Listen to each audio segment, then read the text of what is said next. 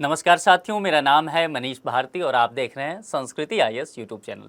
साथियों, आज जिस टॉपिक पर हम बात करने वाले हैं वह कानून से संबंधित है और जीएस का जो सेकंड पेपर है उसमें आपके लिए लाभदायक होगा। देखिए, जन विश्वास बिल पर हम बात करेंगे। तो जन विश्वास बिल क्या है, इसको हम चर्चा में लाएंगे और 180 अपराधों में अब सजा नहीं होगी, इसकी बात की गई है। तो यहाँ हमारे लिए समझने की बात है कि ऐसा क्यों है कि 180 अपराध हैं जिसे अब गैर अपराध माना जाएगा, यानी कि उसके तहत अब सजा का प्रावधान या तो नहीं होगा या फिर सजा का प्रावधान कम कर दिया गया है। तो ये परिस्थिति क्यों उभर करके सामने आया है, सरकार क्या करना चाह रही है और संसद ने इसे ध्वनि मत से पारित किया है, तो इसके पीछे क्या उद्देश्य छिपा हुआ है, इन्हीं सभी पहलुओं पर आज हम अपनी चर्चा को आगे बढ़ाएंगे। यदि देखिए, यहाँ पर ministry of commerce and industry के द्वारा आपको चीज़ें बताई गई है, आप इसे समझिए। लोकसभा पासेस जन विश्वास बिल 2023 इन पार्लियामेंट। ठीक है, तो इसकी चर्चा हम कर चुके हैं। अब इस बिल का एम क्या है, यदि हम इस बिल की एम पे बात करेंगे तो यहाँ आप देखेंगे boost to ease of living, एक वर्ड ये दिया गया है, and ease of doing business. तो जीवन की जो गुणवत्ता है उसमें इजाफा करने की बात की जा रही है, उसे बढ़ावा देने की बात की जा रही है। और दूसरी बात जो है, व्यापार सुगमता को बढ़ाने की बात की जा रही है, यानी कि भारतवर्ष में व्यापार करना जो है वह आसान हो सके। अब इससे क्या होगा, तो निवेश बढ़ जाएगा, ठीक है, इन्वेस्टमेंट बढ़ेगा और इन्वेस्टमेंट वगैरह बढ़ जाएगा तो जो स्टार्टअप्स हो रहे हैं भारत में उन्हें इसका फ़ायदा मिलेगा। तो इन सभी चीज़ों को हम चर्चा में लाएंगे और देखेंगे कि क्या क्या मसला हुआ है। जैसा कि मैंने पहले ही कहा कि संसद के मानसून सत्र जो अभी चल रहा है, इस मानसून सत्र के दौरान जन विश्वास बिल 2023 ध्वनि मत से पारित कर दिया गया है। इसके कुछ मुख्य पहलू हैं, सबसे पहले उस पर हम चर्चा कर लेते हैं। इसके तहत क्या है कि 42 कानून, अब 42 कानूनों के अंतर्गत जो है 183 अपराध है उसे गैर अपराध अब घोषित कर दिया गया है। ठीक है, अब ये कानून किस किस मुद्दों पर है, कौन कौन सा ऐसा मुद्दा है जहां उभर करके ये कानून आएगा, तो पर्यावरण से संबंधित मामले जो होंगे या फिर जो कृषि से मामले हैं, मीडिया आईटी का इसमें रोल होगा, उद्योग भी देखेंगे, व्यापार और प्रकाशन और कई और ऐसे क्षेत्र हैं जो जिससे ये सारे जो मामले हैं वह संबंधित है, उस पर हम डिटेल से चर्चा कर लेंगे। अब देखिए, जैसा कि मैंने यहाँ बताया कि 42 कानूनों के अंतर्गत 183 अपराध है, तो जाहिर सी बात है सभी टॉपिक पर जितने भी कानून हैं उस पर पूरा चर्चा कर पाना तो संभव नहीं है, लेकिन जो कुछ मुख्य कानून हैं हम उस पर बात करेंगे। और इसका पूरे यदि मैं आपको समरी बताऊँ ना, तो मामला अब इतना सा है कि बहुत सारे कानूनों में जो जेल जाने की बात जो थी उसे खत्म किया गया है और इसे कन्वर्ट किया गया है जुर्माना में। ठीक है, इसे ध्यान रखिएगा। हो सकता है इस तरह का प्रश्न आए और आपको आंसर ना आ रहा हो और प्रोबेबिलिटी की चांसेस हो, तो आप इस बात को ध्यान रखिएगा कि जेल जाने के मसले को लगभग बहुत सारे जगह कम किया गया है, ख़त्म किया गया है और उसे जुर्माने में कन्वर्ट कर दिया गया है। मैंने पहले कहा था कि ईज ऑफ लाइफ की बात की गई है और ईज ऑफ डूइंग बिजनेस की बात की गई है, तो ये यहीं से निकल करके मुद्दा सामने आया है। जन विश्वास बिल का मुख्य उद्देश्य क्या है, व्यवस्था में जो उलझने हैं उन्हें हटाना है और पुराने बहुत सारे नियम कानून हैं जिसके वजह से शासन प्रशासन चलाना, कामकाज कर पाना मुश्किल हो रहा है, उन पुराने कानूनों को हटा देना है जिससे रुकावटें आ रही है। और कुछ अपराधों में मिलने वाली जो जेल की सज़ा है, जो बात मैंने पहले ही की है, उसको या तो कम कर देना है या पूरी तरह से हटा करके जुर्माने में कन्वर्ट कर देना है। देश में 1536 कानून है जिसमें 70,000 प्रावधान है। ये सभी कानून भारत में व्यापार करने वालों पर लागू होता है और यह नियम जो है एमएसएमई सेक्टर के विकास में बाधक बन के कहीं न कहीं उभर रहा है। जो छोटे मोटे कारोबार हैं उसमें इतने ज़्यादा कागजी कामकाज हैं, नियम कानून है, दाव पेच हैं कि ये समझ ही नहीं पाते कि क्या मसला है और जाने अनजाने में यह जो है गैर कानूनी गतिविधियों में संलिप्त हो जाते हैं ये इंडस्ट्री, फिर इन्हें नुकसान झेलना पड़ता है, इनका रजिस्ट्रेशन कैंसिल हो जाता है या सरकार भारी भरकम जुर्माना लगाती है या फिर जो इस इंडस्ट्री से संबंधित जो डायरेक्टर्स होते हैं उनको जेल हो जाता है। तो जाहिर सी बात है वो इंडस्ट्री पूरी बंद हो गई। तो सरकार ने इसे बढ़ावा देने के लिए यह काम किया है।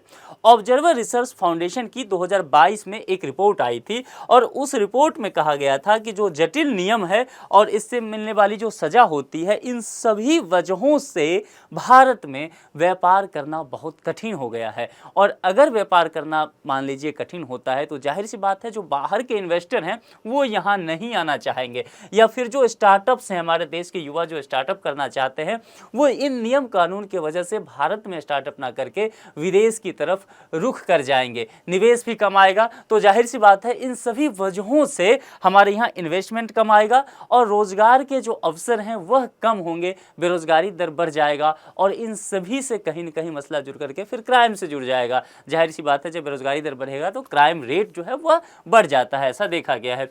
तो इस सब चीज़ों के बाद ये जो जन विश्वास बिल पास किया गया है तो क्या क्या बदल जाएगा, जरा उन चीज़ों पर एक नज़र डालते हैं। देखिए, कई अपराधों में जेल के प्रावधान को खत्म कर दिया गया है, जैसा कि हमने पहले ही चर्चा किया है, और शिकायत निवारण व्यवस्था में तब्दील कर दिया गया है। देखिए, हमारा यहाँ मकसद अब है कि छोटी मोटी कोई गैर कानूनी काम हुआ तो उसे जुर्माने में तब्दील कर दिया जाए, शिकायत निवारण पर ज़्यादा जोर दिया जाए, बजाय कि उस व्यक्ति को जेल में बंद कर दिया जाए और पूरी गतिविधियाँ जो व्यापारिक है वो समाप्त हो जाए। तो इस पर कम किया गया है। जो जेल की मामला था उसको जुर्माने में संशोधित करके तब्दील कर दिया गया है और जुर्माने की राशि जो है हर 3 साल में बढ़ाई जाएगी। जाहिर सी बात है जैसे जैसे समय बढ़ता है इन्फ्लेशन बढ़ते जाता है, ठीक है। तो जुर्माने की राशि में भी ये प्रावधान कर दिया गया है कि इसे बढ़ाना या घटाना जो है वह संभव हो पाए, इसीलिए हर 3 साल में रिव्यू किया जाएगा, उसके आधार पर काम किया जाएगा। अब इन सब चीज़ों से क्या होगा, देखिए केस चलता रहा लंबे समय तक, ऐसे ही भारतीय अदालत पर जो है लंबित मामलों का व्यापक बोझ है, ठीक है। तो न्याय प्रक्रिया में देरी होती रहती है। अब ऐसे कानून हैं जिनके बारे में ना वकील को ज़्यादा पता है, जजेस को भी नहीं पता है, और जो लोग मान लीजिए गैर कानूनी गतिविधि में संलिप्त हो गए वह भी उस कानून के बारे में विशेष नहीं जानते थे जब वो इस तरह की गतिविधि कर रहे थे। तो ज़रूरत था कि उसे खत्म ही कर दिया जाए। और इन सब चीज़ों से क्या होगा, जो अदालतों है उन अदालतों पर केसेस का बोझ जो है वह कम होगा, अदालत का समय बचेगा और अदालत की जो ऊर्जा है, उसकी जो क्षमता है, उन केसेस में लग पाएंगे जो ज़्यादा संवेदनशील है, ठीक है। तो ये पूरा मसला यहाँ पर उभर करके सामने आएगा। अब यहाँ पर हम बात कर लेते हैं कुछ प्रमुख कानून के बारे में। मैंने पहले कहा कि 42 कानून के बारे में बात करना मुनासिब नहीं लगता है। आपके पास डिटेल से न्यूज़पेपर में आ जाएगा, मैगजीन में आ जाएगा, गवर्नमेंट के वेबसाइट पे आ जाएगा, तो जो जो आपको ज़रूरी लगे आप उसे तैयार कर लीजिएगा। यहाँ पर हम कुछ कानून जो यूपीएससी के नज़रिए से चर्चा में रह सकता है, आपके लिए ज़रूरी हो सकता है, उन मसलों पर बात कर लेंगे। देखिए, भारतीय वन अधिनियम 1927 में कुछ परिवर्तन किया गया है। क्या क्या बात है, देखिए, वन में अतिक्रमण करना मतलब आप वहाँ पर कुछ मकान बना लेते हैं, दुकान खोल लेते हैं, यानी कि जो वो ज़मीन है वन के अंदर आप चले जाते हैं तो अतिक्रमण करना होता है। या जो आपके मवेशी हैं वह वन के अंदर चले जाते हैं चारा की खोज में, और वन से अगर आप लकड़ी काटते हैं, या जो आरक्षित वन है जिसको रिजर्व फॉरेस्ट घोषित कर दिया गया है, वहाँ पर यदि आप पेड़ काटने जाते हैं, क्षति पहुँचाते हैं, तो यह दंडनीय अपराध है। हम सभी इसको जानते हैं। अब इसके लिए क्या था कि 6 महीने तक की जेल, यहाँ ध्यान दीजिए, सजा क्या, तो यदि इन सभी गतिविधियों में शामिल होते हैं तो 6 महीने की जेल और 500 रुपये तक का जुर्माना, या दोनों हो सकता है। अब इसमें क्या कर दिया गया है, अभी जन विश्वास बिल जब पास हुआ है, इसमें ये जो जेल की सजा थी इसे कम कर दिया गया, ठीक है, हटा ही दिया गया, और इसे हटा करके क्या कर दिया गया कि 500 रुपये का जुर्माना ही देना होगा। मान लीजिए अब ये छोटा मोटा अपराध हुआ ना, कि कोई व्यक्ति अपने मवेशी को कहीं पे दिया कि आप भाई यहाँ पर चारा खाएगा, और वो मवेशी जो है आरक्षित वन में चला गया, ठीक है, वो व्यक्ति कहीं और चला गया तो मवेशी उसका आरक्षित वन में चला गया।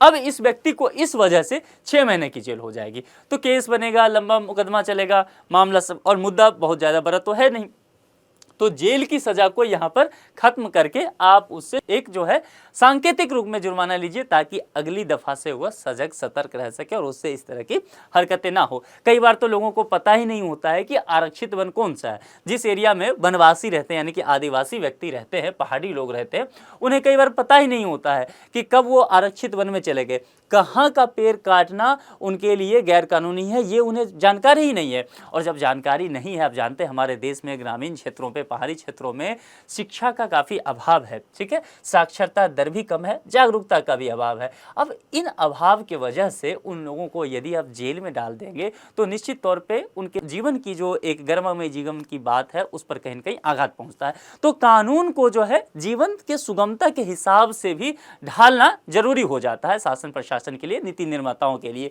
तो यही काम किया गया है यहाँ पर। अब चलिए आगे बढ़ते हैं और वायु प्रदूषण की रोकथाम और नियंत्रण अधिनियम 1981 की बात करते हैं। इसमें भी कुछ संशोधन किया गया है, ठीक है। अब क्या संशोधन है, पहले इस मामले को, पहले के मामले को देख लेते हैं। देखिए, वायु प्रदूषण नियंत्रण क्षेत्र में कोई इंडस्ट्री या इससे जुड़े काम करता है तो उस पर जुर्माना तो लगता ही था, और जुर्माने के साथ जो है 6 साल का जेल का भी प्रावधान पहले हुआ करता था। अब क्या कर दिया गया है, तो जेल की सजा नहीं दी जाएगी, यानी कि 6 साल तक उस व्यक्ति को अपना जीवन का एक बहुमूल्य समय जो है चार दीवारी में कैद होकर के गुजारना पड़ता, तो उसे अब 6 साल की जेल नहीं होगी, बल्कि जुर्माने की जो अधिकतम राशि है उसे 15 लाख रुपये तक कर दिया गया है। तो 15 लाख ठीक ठाक अमाउंट है, और इसमें भी हमने ये प्रावधान किया है कि हर 3 साल पे हम रिव्यू करेंगे। तो यदि बढ़ता है, मान लीजिए समय के साथ, या घटता भी है, तो आदमी के मन में ये डर रहेगा ना, यदि मैंने इस तरह की हरकतें की तो एक भारी भरकम जुर्माना हमें देना पड़ सकता है, ठीक है। आगे बढ़िए। सूचना प्रौद्योगिकी में भी कुछ बदलाव किया गया है। तो आईटी एक्ट जो था 2000 का, आप सब पढ़ते भी होंगे, काफ़ी फेमस ये एक्ट है। तो इसके तहत भी कुछ बदलाव किया गया है। संचार सेवा के माध्यम से आपत्तिजनक संदेश या गलत जानकारी भेजता है। यहाँ पर गौर कीजिएगा, संचार सेवा का माध्यम क्या क्या हो सकता है। संचार सेवा का माध्यम यूपीएससी के जो टर्म होते हैं ना, शब्दावलियाँ होती है, वो इसी तरह का होता है।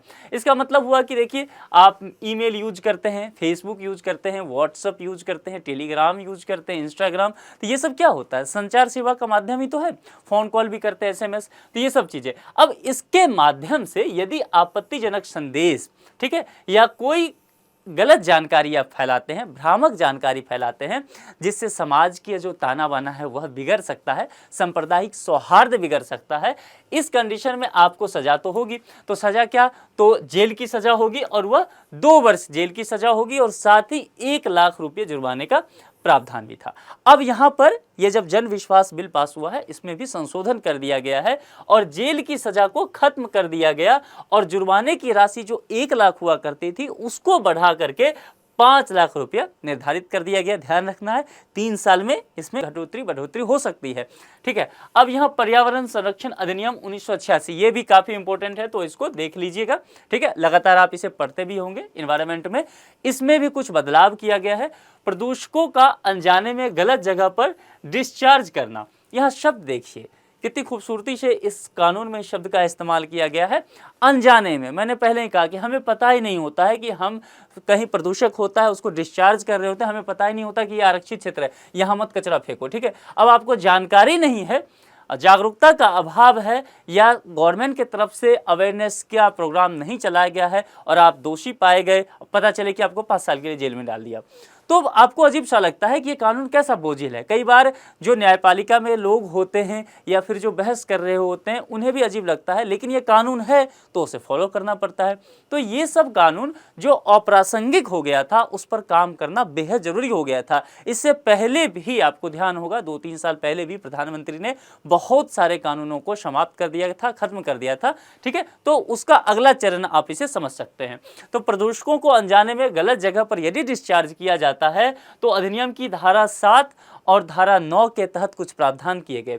अब उसके साथ क्या था कि 5 साल की जेल और 1 लाख का जुर्माना लगाया जाता था। जाहिर सी बात है, जैसा कि मैंने पहले से कह रखा है कि जेल का प्रावधान यहाँ पर हट जाएगा, और जुर्माने की राशि जो 1 लाख थी, तो यदि जेल का प्रावधान हट गया तो क्या कीजिए, जुर्माने की राशि बढ़ा दीजिए, उसे बढ़ाकर 15 लाख रुपये तक का जुर्माना लगा दिया गया। देखिए, ये मैक्सिमम अमाउंट है, ये जरूरी नहीं है कि 15 लाख वसूल ही लिया जाएगा। यदि लगता है कि उसका गैर इरादतन ऐसा काम था तो जाहिर सी बात है न्यायालय जो है विवेक के आधार पर भी काम करती है, ठीक है। तो उसके आधार पर उससे जुर्माने की राशि ली जाएगी।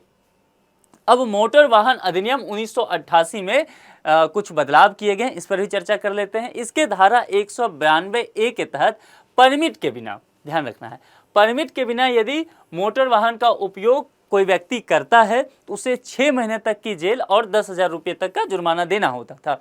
अब इसमें बदलाव किया गया।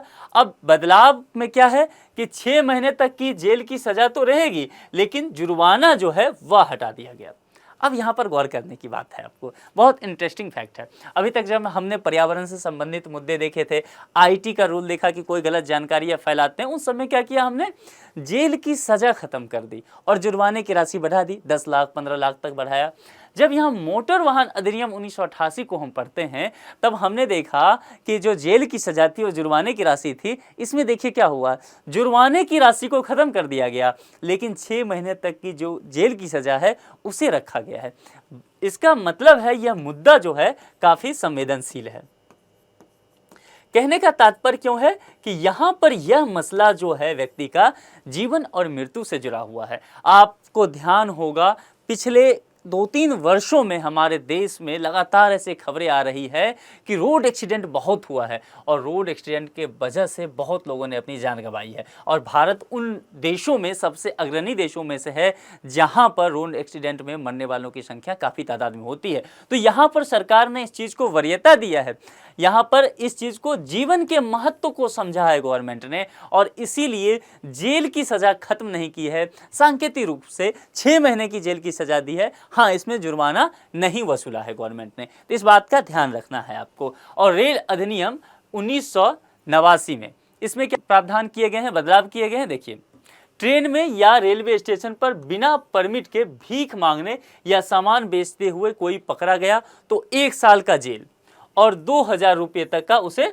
जुर्माना हो सकता है। अब यहाँ पर बदलाव किया गया है। आप ट्रेन में जाते होंगे, अक्सर देखते होंगे कि बहुत सारे बच्चे जो हैं भीख मांगने आ जाते हैं, या बहुत सारे लोग गाने बजाने वाले आ जाते हैं, या कुछ सामान बेचने के लिए ट्रेन के अंदर भी आ जाते हैं। तो ये सभी लोग इस प्रावधान के अंतर्गत आते हैं।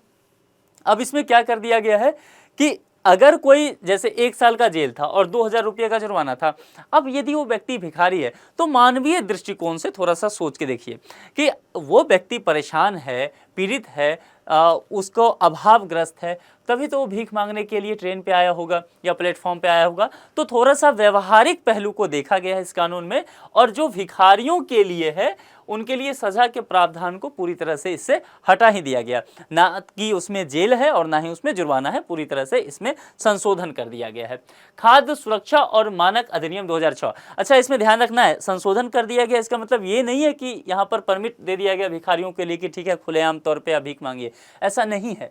उनके लिए पुनर्वास के लिए अलग से व्यवस्था की गई है, रेलवे के द्वारा भी और राज्य सरकारों के द्वारा भी, केंद्र सरकारों के द्वारा भी, तो उन चीज़ों का प्रयोग यहाँ पर किया जाएगा। अब यहाँ खाद्य सुरक्षा और मानक अधिनियम 2006 की बात करते हैं।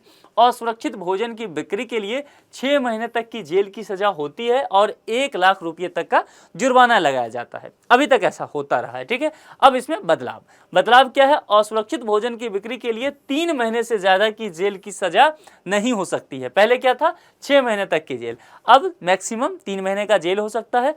और यहाँ पर देखिए 3 लाख रुपये तक का बढ़ाया गया है, यहाँ पर 1 लाख रुपये था। तो जुर्माने की राशि आप देखेंगे हर जगह बढ़ाया गया है, तो जेल की जो सजा थी उसे कम कर दिया गया है या फिर हटा दिया गया है।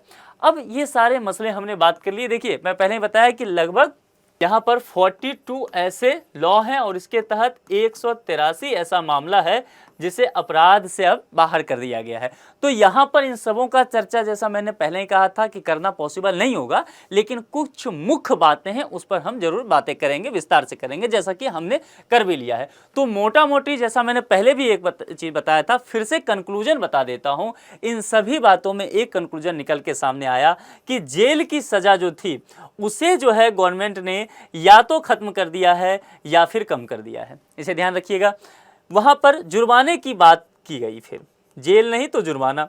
तो जुर्माने की बातें में आपको ध्यान रखना है कि गवर्नमेंट ने यहाँ पर जुर्माने की राशि जो है उसे बढ़ा दिया है। तो इस बात को कंक्लूजन में ध्यान रखिएगा तो आपका काम जो है बेहद आसान हो जाएगा। अब इस विधेयक के लाभ क्या हो सकते हैं, इस पर बात करना लाजमी है। देखिए कोई भी नागरिक हो या बिजनेसमैन हो या कोई सरकारी विभाग में काम करने वाले जो व्यक्ति हैं, उनको पहले हमेशा डर लगा रहता था कि गलती से भी कुछ ऐसा काम हो गया तो फिर सुना भी नहीं जाएगा, कानून ऐसा सकता है कि सीधा जेल चले जाएंगे। अब जेल चले जाएंगे तो व्यक्ति यदि जेल चला जाता है तो जाहिर सी बात है उसका पूरा परिवार सफ़र करता है इससे, ठीक है, यह एक व्यक्तिगत मसला नहीं रह जाता, यह सामाजिक मसला हो जाएगा, नैतिक मसला हो जाता है कि फिर उनके परिवार का भरण पोषण कैसे होगा। तो बहुत डर डर के काम करता था, चाहे वो बिजनेसमैन हो, गवर्नमेंट ऑफिसर हो, या फिर बाकी जो लोग हो, नागरिक हो, अलग अलग जगह पे काम करने वाले लोग। तो इससे क्या हो जाता कि यदि कोई व्यक्ति इस तरह से काम करेगा जिसमें उसकी रुचि ना लग रही हो, तो फिर उसकी गुणवत्ता नहीं बेहतर हो सकती है। तो अब वो बिना डर के इन सब कार्यों का संपादन कर सकेंगे। और जो अपराध किया गया है और जो उसकी सजा है, उसकी गंभीरता के बीच संतुलन स्थापित करने की बात की गई है। जैसा कि मैंने पहले भी कहा, भिखारी वाले मामले में प्लेटफॉर्म पे उसमें क्या हुआ कि जेल की भी सजा खत्म कर दी गई और जुर्माना भी खत्म कर दिया गया। तो मामले की गंभीरता को देखा गया। मोटर वाहन अधिनियम में क्या किया गया, जुर्माना हटा दिया गया लेकिन जेल के प्रावधान को रखा गया। तो यहाँ पर संतुलन स्थापित करने की कोशिश की गई है, यानी कि कानून को पूरी तरह से व्यवहारिक बनाने पर जोर दिया गया है सरकार के द्वारा। कानून की कठोरता को कम किए बिना व्यवसायों और नागरिकों द्वारा कानून का पालन सुनिश्चित करने की बात भी गवर्नमेंट करती है। देखिए यहाँ पर क्या है, कानून की कठोरता, आप कतई मत ये समझिएगा कि जेल की सजा खत्म कर दी है तो कानून जो है काफी लचीला हो गया, नहीं। जुर्माने की राशि पर ध्यान दीजिएगा, 10 लाख 15 लाख तक की रकम है और अच्छी खासी रकम ये होती है। तो जाहिर सी बात है कठोरता कम नहीं हुई है, ठीक है। हाँ, संतुलन जरूर स्थापित किया गया है और इसके साथ जो व्यवसायी हैं या आम नागरिक हैं उनको इस बात का इल्म होना चाहिए कि हम इस कानून का पालन करें। इस बात पर यह जो है जोर दिया है। न्याय प्रणाली पर दबाव कम, पहले भी बात मैं कर चुका हूं, क्योंकि जेल जाने का जब मसला होता है, केस होता है, FIR होता है, इतना मामला लंबित चलता है कि पहले से ही तारीख पे तारीख चल रहा है अदालत में, कोर्ट में बहुत सारे केसेस हैं, नया केस का लाइन लगा हुआ है। तो फिर इससे क्या होता है, त्वरित न्याय नहीं मिल पाता है और अदालत जिन मुद्दों पर ध्यान देना चाहिए था अदालत को, जो संवेदनशील मसले आते रहते हैं, सामाजिक मसले, अदालत उन मुद्दों पर ध्यान नहीं दे करके और इन छोटे छोटे मसलों पर लगातार ध्यान देते रहता है। तो अदालत का समय गया, ऊर्जा गया और क्षमता भी बर्बाद होता है। तो वहां पर भी सुधार की गुंजाइश रहेगी। सरकारी कर्मचारियों को मामूली उल्लंघनों के लिए कारावास से डरे बिना अब काम कर सकेंगे, ठीक है। सरकार और व्यवसाय दोनों के लिए समय और लागत की बचत होगी, क्योंकि देखिए यदि यहाँ व्यवसायी किसी तरह की हरकत करते थे, गैर कानूनी पाए जाते थे, तो दूसरा पक्ष सरकार हुआ करता था। अब सरकार का काम क्या है, निगरानी करना, और सरकार क्या कर रही है, इससे उलझ रही है, ठीक है। सरकार एक पक्ष हो गई है इस मामले में। तो क्या है, सरकार का आधा विभाग, जो आप पहले भी एक लेक्चर मैंने लिया था कि न्यायपालिका की स्थिति को लेकर के, तो उसमें मैंने बताया था कि सरकार के ही ज्यादातर डिपार्टमेंट के जो केसेस हैं वो सुप्रीम कोर्ट में बहुत ज्यादा लंबित हैं। तो यही कानून जो है इन्हीं वजह से हुआ करता था। तो गवर्नमेंट बहुत परेशान थी, डिफरेंट डिपार्टमेंट्स जो है बहुत इन्वॉल्व था गवर्नमेंट को, तो इसलिए बहुत जरूरी था कि इस तरह के प्रावधान किए जाएं। अब इन्हीं मुद्दों पर एक संभावित प्रश्न है और प्रश्न प्रीलिम्स का है। जैसा कि आप जानते हैं जवाब मैं नहीं दिया करता हूं, हाँ, लेकिन एक अच्छी बात है कि जवाब इसी लेक्चर में छुपा रहता है, ठीक है। तो इसको फिर से ध्यान से देखेंगे, कोई एक जवाब सही होगा। देखिए, जन विश्वास बिल के संदर्भ में निम्नलिखित कथनों में से कौन सा कथन सही नहीं है, ध्यान देना है। पुछल्ले शब्द पे ध्यान दीजिए, जो सही नहीं होगा यानी कि गलत होगा वही इस प्रश्न का सही जवाब होगा। तो ध्यान से, 4 विकल्प आपको दिए गए हैं, कोई एक सही होगा। जन विश्वास बिल के माध्यम से 42 कानूनों के अंतर्गत आने वाले 183 अपराध गैर आपराधिक घोषित किया जाएगा। पहली बात ये हो गई, ये कानून केवल पर्यावरण क्षेत्र से संबंधित है। जहां भी ऐसे शब्द आ जाए, केवल, किंतु, परंतु, तो थोड़ा सा रुक करके ध्यान से सोचना है उस पर। इस बिल के तहत कई अपराधों में जेल की सजा के प्रावधान को खत्म किया जाएगा, यहां ध्यान रखना है, ठीक है। इसके माध्यम से लंबित मामलों को कम करने और प्रभावी न्याय वितरण में मदद मिलेगी। अब ये 4 स्टेटमेंट है, ध्यान देना है, क्या कहा गया है, सही नहीं है, यानी कि कोई 3 सही होगा। मैं क्लियर कर देता हूं, कोई एक ही गलत होगा और गलत ही सही जवाब होगा। तो जो भी आपको सही जवाब लगे आप कमेंट बॉक्स में जरूर लिखिए। इस लेक्चर में इतना ही रखते हैं, फिर कभी दूसरे लेक्चर में किसी दूसरे मुद्दे के साथ आपसे मुलाकात होगी। अपना ख्याल रखिए, थैंक यू।